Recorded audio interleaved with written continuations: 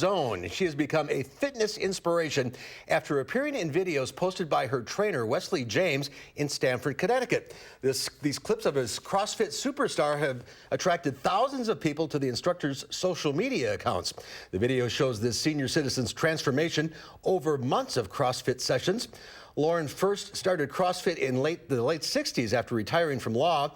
Now she attends a 6 a.m. hour-long class every day. She even competed in the CrossFit Games here in Madison in the women 60-plus category. That category was incredible. I saw CrossFit Games. They were going up the rope. Women her age, absolutely amazing. 72 years old. I know, that is so inspiring. Should all be ashamed of ourselves. I know, good for her. That's incredible. Hopefully she'll be back in Madison again next summer. That would be great, yeah. Have her on the show. All right, that's our time for now. Thanks for watching. We'll see you back here again tomorrow. News 3 Now at 5 starts right now. And right now, first responders are crediting sprinkler systems for helping minimize damage after an explosion and fire at a downtown apartment building. A conservative law firm wants the State Elections Commission to be held in contempt for not removing hundreds of thousands of names from voter rolls. Plus, Orfordville residents are creating the community's only grocery store using locally produced food. From the Channel3000.com Alert Center, this is News 3 Now at 5.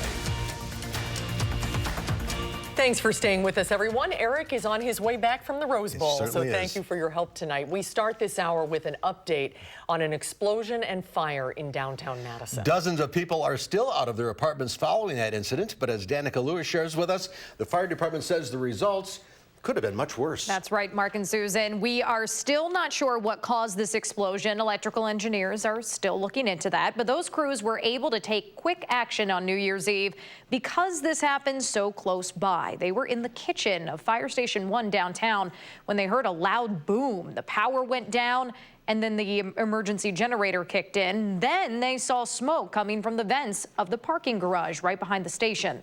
Those first responders were able to track down the source thanks to automatic sprinkler systems, potentially preventing a lot more damage.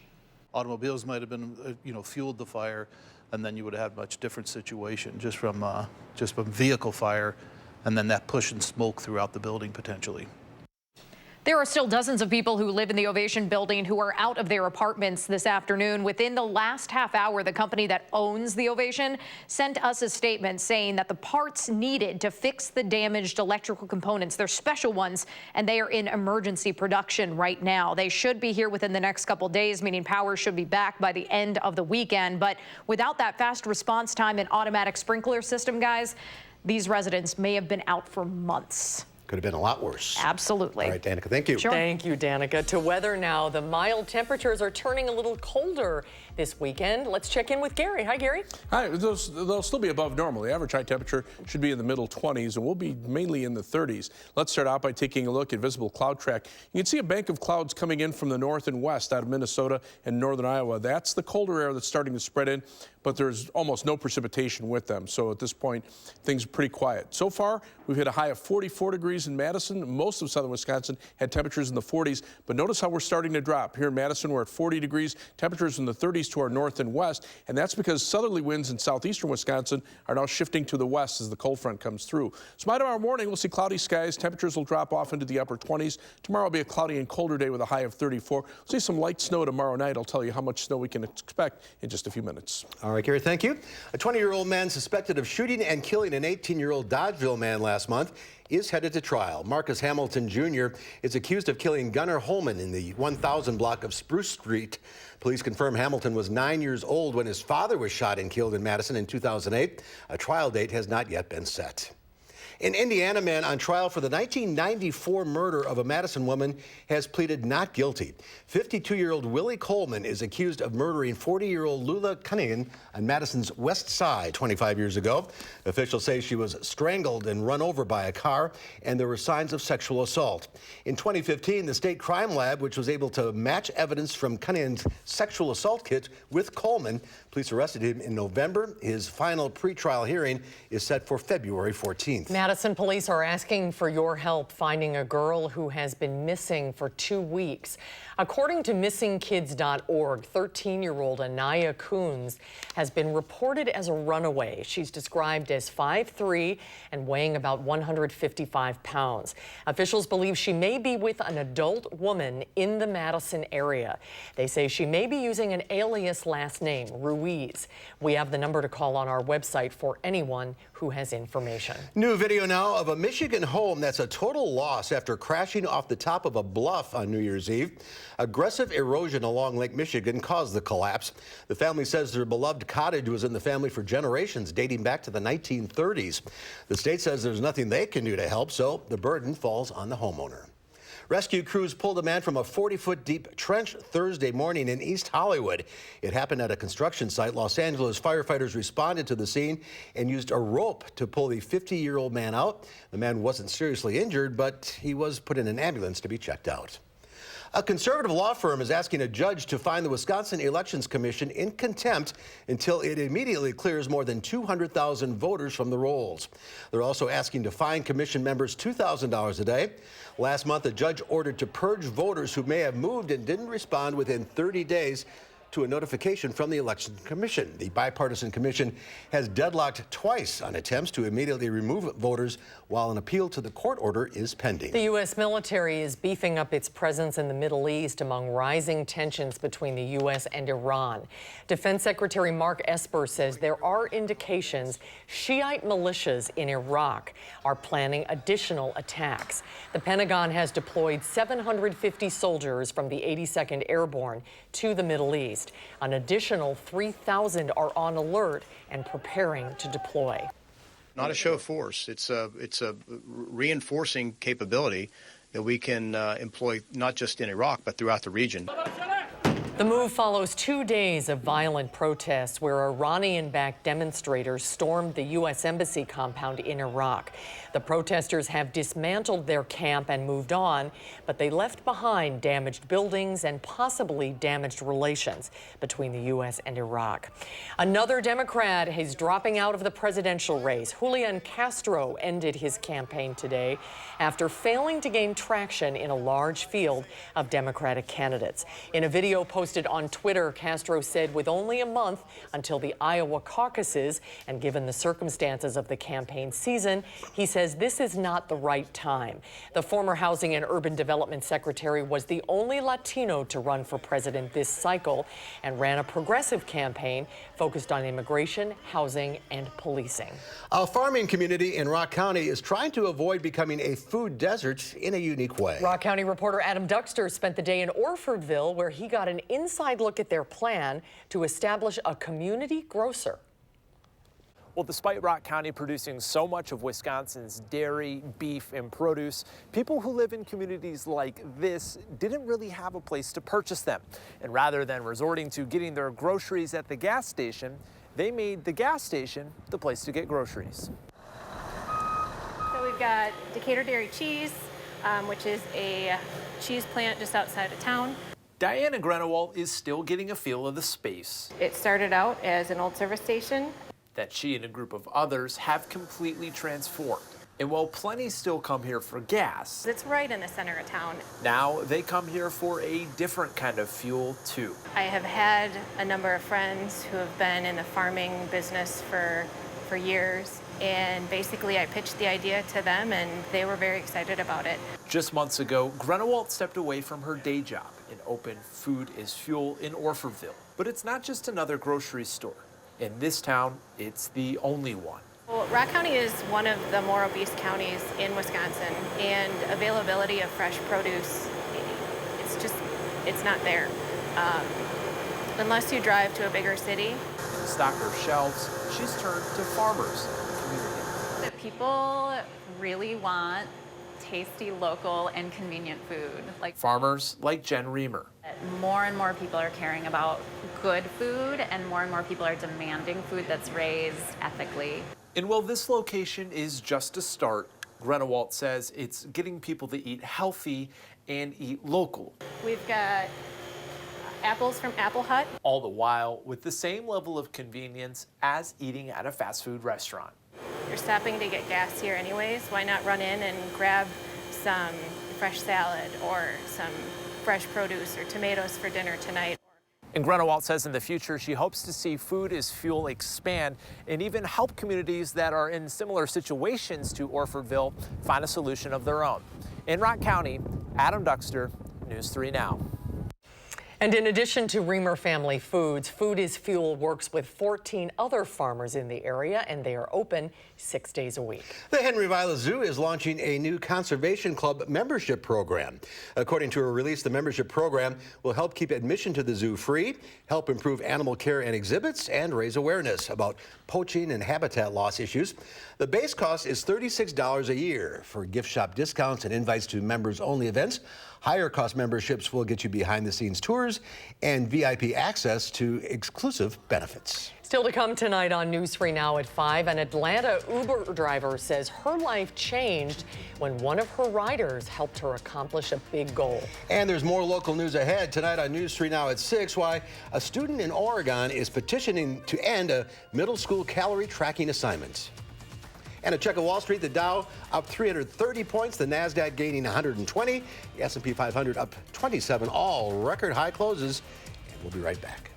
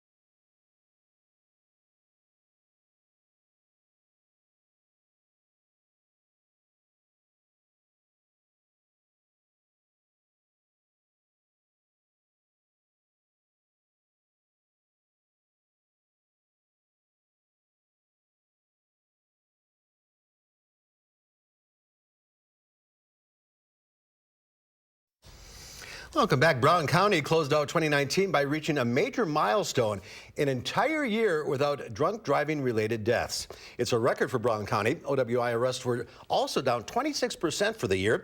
The Tavern League says the use of their Safe Ride program was up 142% in that same time span. They work with Lyft to get people home safely.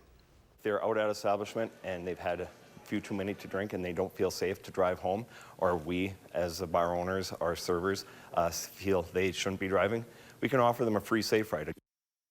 In 2017, just over 1,100 safe rides were called in Brown County. That's where Green Bay is. In 2019, there were more than 4,000 taken. The Brown County Sheriff's Office also credits the record-setting year to better OWI enforcement and educational efforts. West Dallas residents and visitors who went to see holiday lights this season are making a big difference. The organizers of Candy Cane Lane say the fundraising effort was a huge success this year. They collected more than $113,000 in donations for the MAC Fund, which helps fight childhood cancer. Candy Cane Lane started in 1985 and since then has raised almost $3 million. An Atlanta woman achieves her college dream after an Uber ride when a passenger paid off her college debt. Bernd Peterson reports. LaTanya Young says it was a car ride she'll never forget. I got a call to go to Mercedes-Benz Stadium, and it was an Atlanta United game. The 43-year-old single mom was a hairstylist by day, Uber driver by night. And during this particular trip, LaTanya shared a bit of her life story with a passenger. At the age of 16, she had to drop out of high school to raise her first child. She recently had to drop out of college because of a $700 unpaid balance to Georgia State University. Every time I got ready to pay the money, my kids needed something. It was something going on where, you know, I was like, okay, well, I'll just wait. A few days after that rideshare, LaTanya got a phone call from the school. And the message stated, okay, you're all set. You can register for classes now. And I was like, literally, I was blown away because a stranger has never done that or done anything like that for me. That stranger was Kevin Esch, the passenger in the Uber. A couple of weeks ago, he attended LaTanya's graduation from Georgia State. When he paid the balance, it was like I had to do this for him. I maintained my grades, A's and B's, just trying to do everything to make sure he know that I appreciated him. LaTanya earned an associate's degree in criminal justice. This month, she'll be back in class to pursue a bachelor's. Dreams coming true because of a car ride. And this one changed my life, that one ride. It's an incredible story, really is. isn't it? The Uber passenger unfortunately wasn't available for an interview, but says Young is an inspiration to him. He's an inspiration to a lot of us. Yes. Yeah. Let's get a look at your first alert weather. Gary Cadalti over the Weather Center.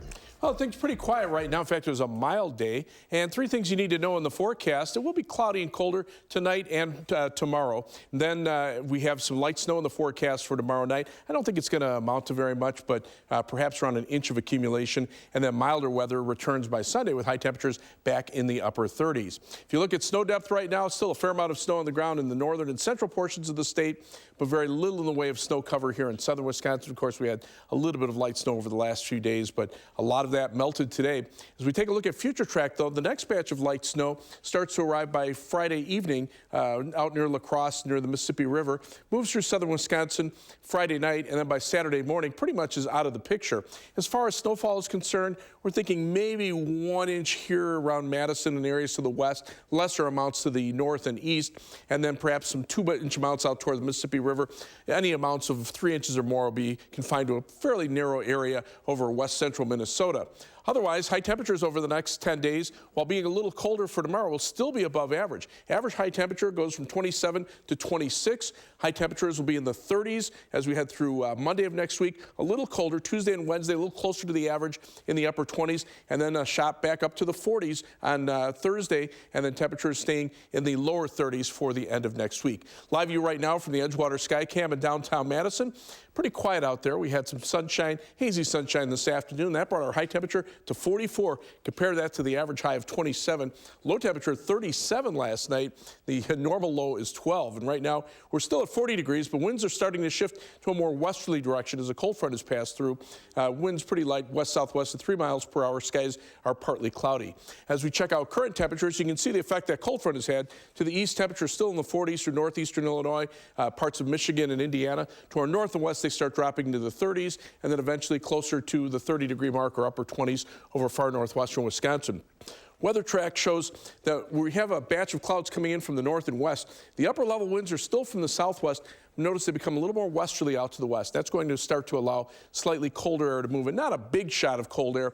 When you see the winds out of the west, you're not getting those winds right out of Canada and Alaska. So at this point, we're just going to see a little bit of a drop in temperatures. Notice to the north and west, those readings in the 30s, a few places in the upper 20s, closer to the U.S.-Canadian border. So our forecast calls for mostly cloudy skies tonight. It'll be a little colder, low temperature dropping to 28. For tomorrow, look for a mostly cloudy day and a little colder as well, with a high temperature of 34, still above normal for this time of year. On future track, plenty of clouds for tonight. Temperatures dropping to the upper 20s by tomorrow morning. Tomorrow, just cloudy and quiet through the day with highs in the middle 30s. Tomorrow night, that light snow moves in, starts to move out by early on Saturday morning, and then on Saturday, look for skies to turn partly sunny in the afternoon. High temperatures will be in the lower 30s. Snowfall amounts, again, maybe an inch west of Madison, perhaps some 2-inch amounts closer to the Mississippi River. Otherwise, the 7 to 10 day forecast calls for those temperatures to stay above average. Coldest temperatures middle of next week, highs in the upper 20s there, and then a brief shot of warmer on Thursday before we drop back into the lower 30s with some light snow chances toward the end of next week. As we take a look at first alert traffic right now, well, things are very quiet out there. There's the Beltline view at Park Street. You normally don't see the traffic cameras looking like this. I mean, we're just seeing traffic sailing along in both directions. A little bit of a slowdown between Park Street and Fish Hatchery Road on the westbound Beltline. Eastbound, a little minor delay around Monona Drive. Otherwise, 16 minutes either direction on the Beltline from University Avenue to the interstate. Heading out of Madison, 24 minutes down to Janesville on I-3990 from the Beltline southward. 16 minutes to Sauk City on US 12 and 17 minutes to Sun Prairie on East Washington Avenue and US 151. That's your News 3 Now First Alert Traffic. Thank you, Gary.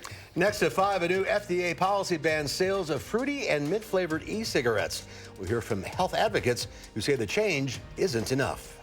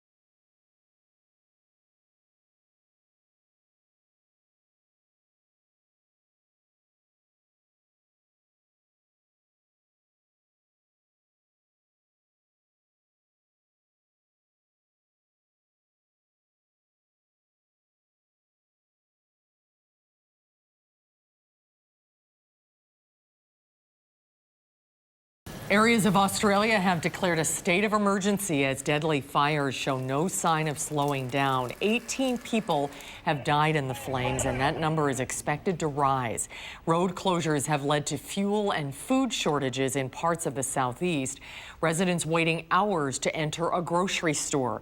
In Sydney, the smoke is making it difficult to breathe. Ecologists say nearly 500 million animals have been killed in the fires. A third of the area's koala population has died in the past 3 months. Pope Francis is apologizing for slapping a woman's hand. The incident happened New Year's Eve while he was greeting people in St. Peter's Square. One woman made the sign of the cross, then took the 83-year-old Pope's hand and pulled him. It's unclear what she was saying, but the Pope hit her hand to loosen her grip. Then on Wednesday, he said his behavior showed a lack of patience and used an address to apologize.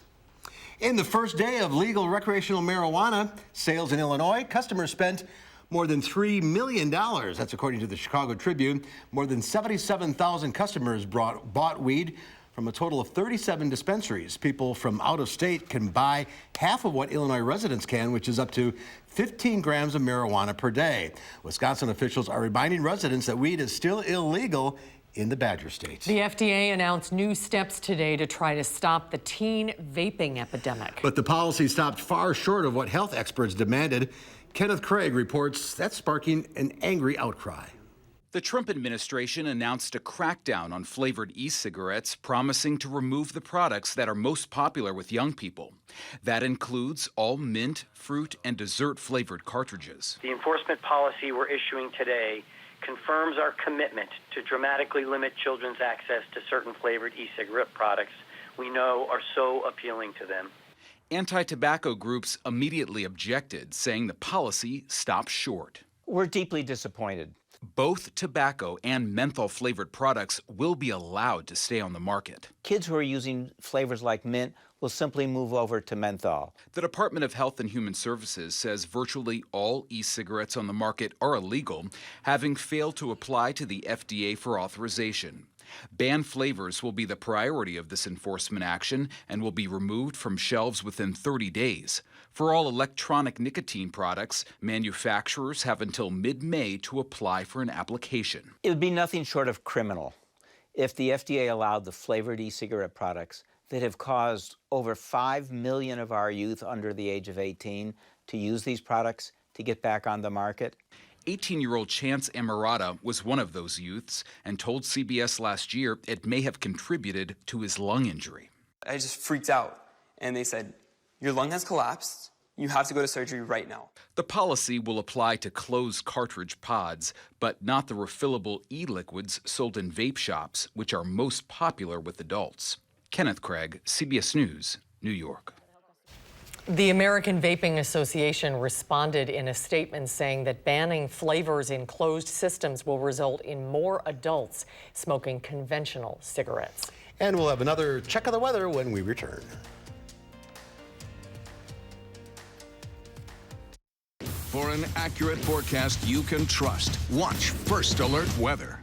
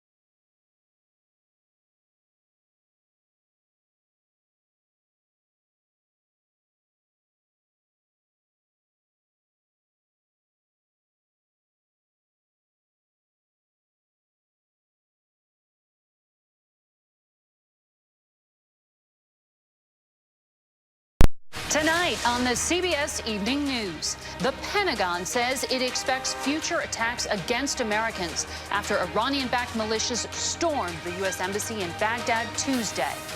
The FDA says it will ban most flavors of e-cigarettes. Tonight, the controversy over the decision and why some say those new regulations still fall short. And we'll meet a 98-year-old swimmer who reminds us age is no obstacle to success. That's coming up tonight on the CBS Evening News. And finally, the force is strong in an Oklahoma community where the newest Star Wars phenom is starring in a new mural. Artist Brent Greenwood painted the mural. He says the goal is to promote the arts to young people. Baby Yoda is the star of the new Disney Plus series, The Mandalorian. The character has become an instant pop culture hit, going viral in GIFs, memes, and videos online. Baby Yoda is everywhere. It is everywhere. All right, Gary, one final look at the weather? Well, right now, temperatures are still pretty mild. They're right around 40 degrees, but the winds are shifting to the west, so that's allowing colder air to start heading in our direction. Some light snow is on the way for tomorrow night, maybe an inch or so west of Madison.